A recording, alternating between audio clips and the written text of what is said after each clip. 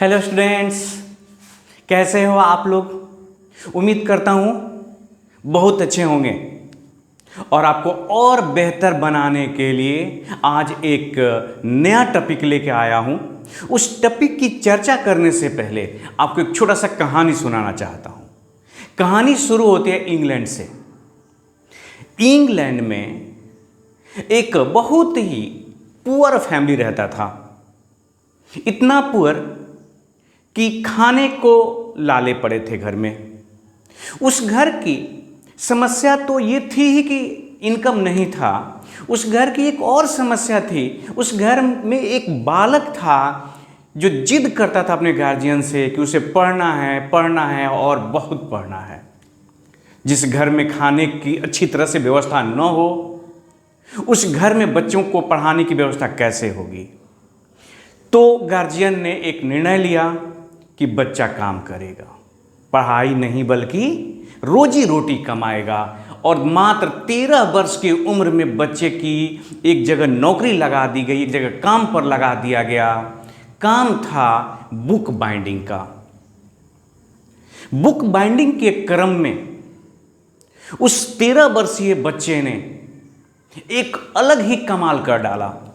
उसके पास जितनी किताबें आती थी बाइंडिंग के लिए, उसमें से उसे जो भी इंटरेस्टिंग लगता था उसे पहले जी भर पढ़ता था, फिर बाइंडिंग करता था, वापस कर देता था। इसी क्रम में बच्चे की रुचि बढ़ते बढ़ते बढ़ते बढ़ते साइंस में आ गई और इतनी रुचि बढ़ी कि उसने साइंस में कई रिसर्च कर डाले और आज दुनिया उस बालक को माइकल फैराडे के नाम से जानती है। उसी माइकल फैराडे की बात कर रहा हूं मैं, जिन्होंने करंट, इलेक्ट्रिसिटी और मैग्नेटिज्म में अपने योगदान से इसको और ज़्यादा समृद्ध बनाया। मैं उसी माइकल फैराडे की बात कर रहा हूं जिन्होंने बेंजीन की खोज की और मैं उसी माइकल फैराडे के द्वारा दिए गए लॉ ऑफ इलेक्ट्रोलिसिस का नियम आपको पढ़ाने वाला हूं, जिसको फैराडेज लॉ ऑफ इलेक्ट्रोलिसिस के नाम से जाना जाता है। तो आप हो जाइए तैयार, कलम और कॉपी लेके, और चलते हैं अब फैराडेज लॉ ऑफ इलेक्ट्रोलिसिस की दुनिया में और समझते हैं और इस टॉपिक का आनंद लेते हैं। तो टॉपिक है हमारा फैराडेज लॉ ऑफ इलेक्ट्रोलाइसिस। इस फैराडेज लॉ ऑफ इलेक्ट्रोलिसिस के बारे में जानने से पहले कुछ और इसकी बेसिक चीजें। क्या है बेसिक चीजें? तो आप जानते होंगे कि एक शब्द है 1 मोल। आपको अच्छी तरह से पता है 6.022 10 to power 23 इक्वल टू 1 मोल। और आपको यह भी पता है charge on electron that is equal to 1.60 10 to power -19 coulomb. ये लगभग में हमने मान लिख दिया। अब क्या करते हैं, अगर मैं कहूं इसलिए कि charge of 1 mole electron, charge of 1 mole electron क्या हो जाएगा बोलिए? ये हो जाएगा 6.022 10 to power 23 into 1 mole, sorry एक इलेक्ट्रॉन का 1.6 है 10 to power 19 कूलम। अब इसके बाद देखिए, जब इसको मल्टीप्लाई कर देते हैं तो ये आता है लगभग 96,487 कूलम। ये होता है पर मोल। इसी को लगभग में हम लोग मान लिख देते हैं 96,500 कूलम, और ये होता है 1 फैराडे। इसी को कहते हैं कांस्टेंट है ये, इसी को कहा जाता है 1 फैराडे। इतना जो चार्ज है उसको 1 फैराडे से कहते हैं, और 1 फैराडे को आप F से डिनोट कर देते हैं, और इसीलिए 1F इक्वल टू 96,500 500 कूलम। तो आप कह सकते हैं कि 1 फैराडे क्या है, तो charge of 1 mole electron equal to 1 Faraday charge. तो आप लिख सकते हैं चार्ज ऑफ 1 मोल इलेक्ट्रॉन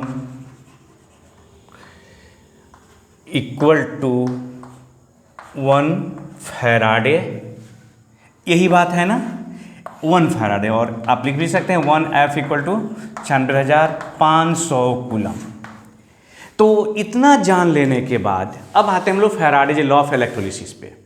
तो फैराडेज लॉ इलेक्ट्रोलिसिस क्या है, यह समझने से पहले एक छोटी सी और बात। फैराडे ने क्या किया, यह जानने की कोशिश किया कि जब किसी इलेक्ट्रोलाइट से करंट पास कराया जाता है तो इलेक्ट्रोलाइट पे कुछ पदार्थ की मात्रा इकट्ठी हो जाती है। तो उन्होंने ये जानने की कोशिश किया कि कितना विद्युत धारा इलेक्ट्रोलाइट से प्रवाहित करें तो कितना मात्रा इकट्ठा होगा। बस उनके प्रयोग का यही मोटिव था। आप इसको ऐसे समझिए, मैं ये कहना चाहता हूँ कि फैराडे ने ये सोचा कि ये देखिए, एक इसमें मान लीजिए कि कोई आपने इलेक्ट्रोलाइट ले लिया,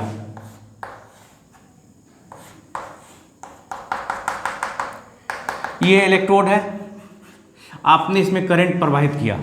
तो जब करंट प्रवाहित करते हैं तो इस पे आकर कुछ पदार्थ इकट्ठे होते हैं। तो फैराडे ये जानने की कोशिश किया कि कितना करंट प्रवाहित करने से कितना पदार्थ उस पर इकट्ठा होगा, और इसी को उन्होंने रूल में बनाया और 2 हिस्सों में बांटा, Faraday's first law of electrolysis और Faraday's second law of electrolysis.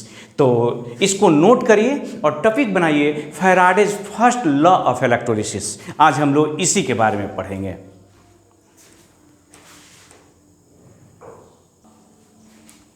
तो आइए हम लोग स्टूडेंट्स बात करते हैं Faraday's first law of electrolysis की।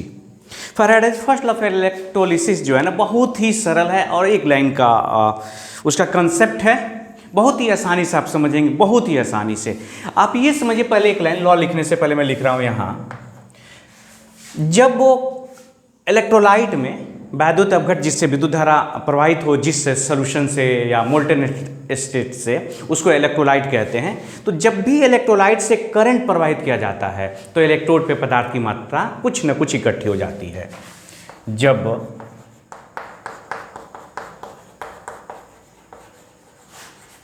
इलेक्ट्रोलाइट से करंट प्रवाहित किया जाता है तब इलेक्ट्रोड पर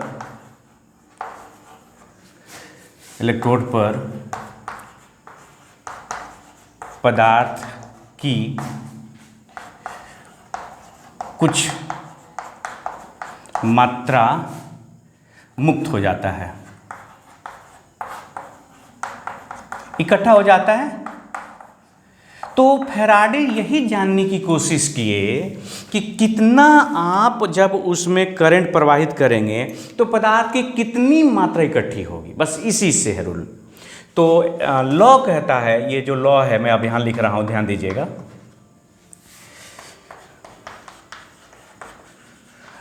इलेक्ट्रोड पर मुक्त पदार्थ की मात्रा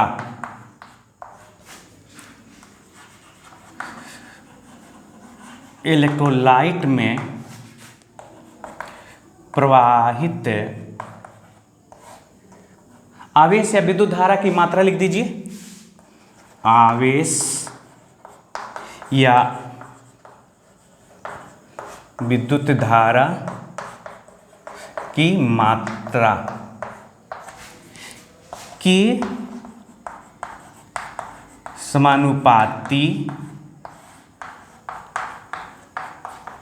होता है। बस हो गया, सिंपल सा है। इलेक्ट्रोड पे कितना पदार्थ मुक्त होगा, तो जो पदार्थ मुक्त होगा वो डायरेक्टली प्रोपोर्शनल है किसके, उसमें जो आप करंट प्रवाहित कर रहे हैं, उसमें जो आप विद्युत धारा प्रवाहित कर रहे हैं, उसी के समानुपाती होगा और कुछ नहीं। अगर इसको हम लोग अंग्रेजी में लिखें, the amount of substance deposited on electrode is directly proportional to the amount of current या charge, to the amount of current passes through electrolyte. Electrolyte से जो भी आप करंट पास करेंगे, जो भी आवेश पास करेंगे, उसी के समानुपाती हो जाएगा क्या चीज़, आपका इलेक्ट्रोड पे जो पदार्थ मुक्त होगा। मतलब आप सीधे से समझ जाइए, कोई व्यक्ति आपसे ये कहे कि आप पैसे लेके जाएंगे तो पैसे के बदले आलू मिलता है, तो कोई व्यक्ति सवाल कर सकता है कितना पैसे से कितना आलू मिलता है। यही तो जवाब दे रहा है ये कि कितना पैसे से कितना आलू। तो यहां कहा गया कि जो आलू की मात्रा है वो पैसे के समानुपाती है, माने ज्यादा पैसे ज्यादा आलू। अब इसको एक्सपेरिमेंट से पता करना है कि कितना पैसे कितना आलू। तो अगर इसको हम लोग मैथमेटिकली लिख दें, अगर मैथमेटिक्स की भाषा में,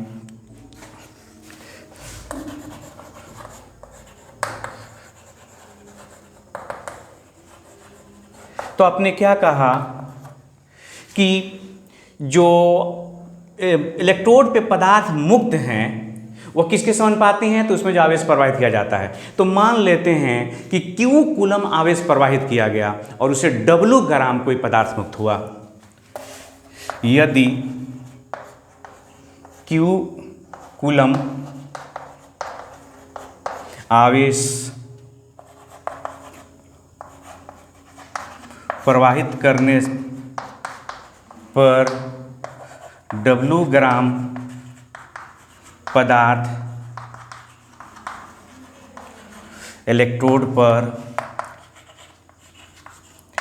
मुक्त होता है, तो बताइए क्या लिखा जाए। W समानुपाती Q के, जो पदार्थ मुक्त है वो किसके समानुपाती, आवेश के। W एक नियतांक लगाते हैं ZQ, और अब जानते हैं Q बराबर क्या होता है, IT। तो आप लिख सकते हैं W बराबर ZIT। आपका यही हो गया फैराडेज फर्स्ट लॉ इलेक्ट्रोलिसिस का मैथमेटिकल एक्सप्रेशन। W जहां इलेक्ट्रोड पर मुक्त पदार्थ की मात्रा है, Z जो है एक प्रोपोर्शनलिटी कांस्टेंट है, मैं बताने जा रहा हूँ, अभी तुरंत बता रहा हूँ वो क्या है। I जो है एम्पियर है, कितना करंट प्रवाहित हो रहा है, और T जो है टाइम है, सेकेंड है। आप इसे नोट करें, फिर इसको और थोड़ा सा और आगे बढ़ाते हैं।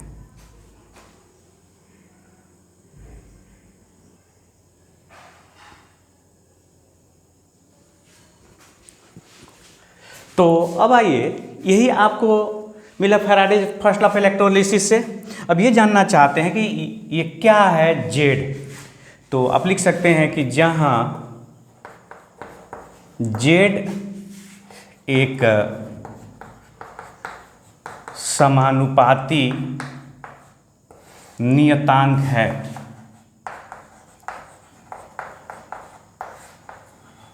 जिसे, इसको एक विशेष नाम से जानते, याद रखिएगा, जिसे इलेक्ट्रो केमिकल इक्विलिब्रियंट, वैद्युत रासायनिक तुल्यांक, वैद्युत रासायनिक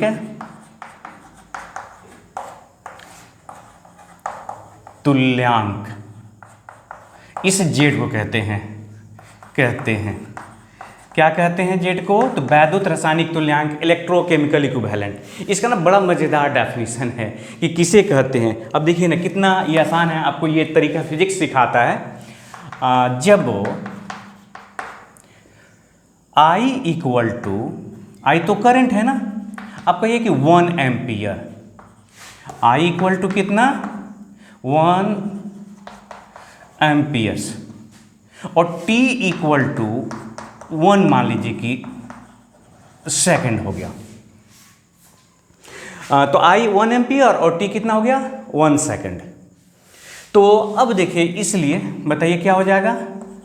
W बराबर Z, 1 इंटू 1 हो गया। तो आप कह सकते हैं W बराबर क्या हो गया? Z। और यहीं से आपको एक डेफिनेशन मिल गया। क्या डेफिनेशन मिल गया? कि जब वैद्युत अपघट्ट से 1 एम्पियर की विद्युत धारा 1 सेकंड तक प्रवाहित की जाती है, तो जो भी पदार्थ इलेक्ट्रोड पर मुक्त होता है वही पदार्थ किसके बराबर हो जाता है? Electrochemical equivalent. Electrochemical equivalent. समझ रहे हैं आप कि नहीं समझ रहे हैं? बताइए। बहुत ही आसान। मैं कह रहा हूं कि इसका वैल्यू 1 करिए। 1 एम्पियर विद्युत धारा कितना देर के लिए? 1 सेकेंड के लिए। तो जैसे दोनों 1 हो गया, जेड डब्ल्यू बराबर जेड हो गया। और इस तरह से आप डेफिनेशन दे सकते हैं कि जब जब जब याद आई, जब 1 एम्पियर की विद्युत धारा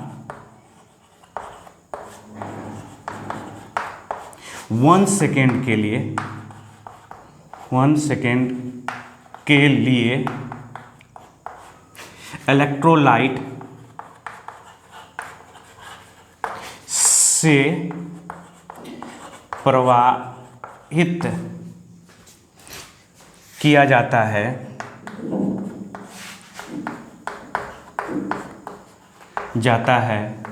तो इलेक्ट्रोड पर मुक्त पदार्थ की मात्रा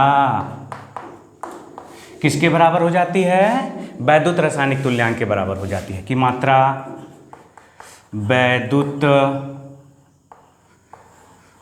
रासायनिक तुल्यांक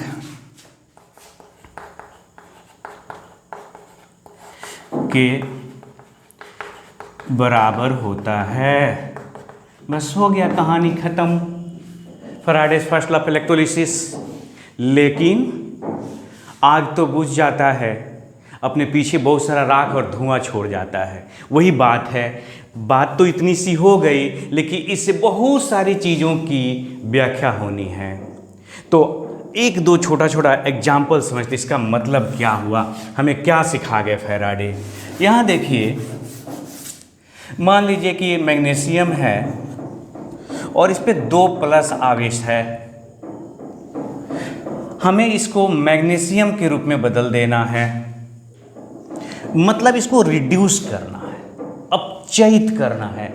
Mn++ हो किसमें? Mn में। तो कितने इलेक्ट्रॉन चाहिए यहाँ? 2 इलेक्ट्रॉन। तो अब तो कहेंगे कि एक मैग्नीशियम परमाणु को इसमें मैग्नीशियम में बदलने के लिए 2 इलेक्ट्रॉन की आवश्यकता है।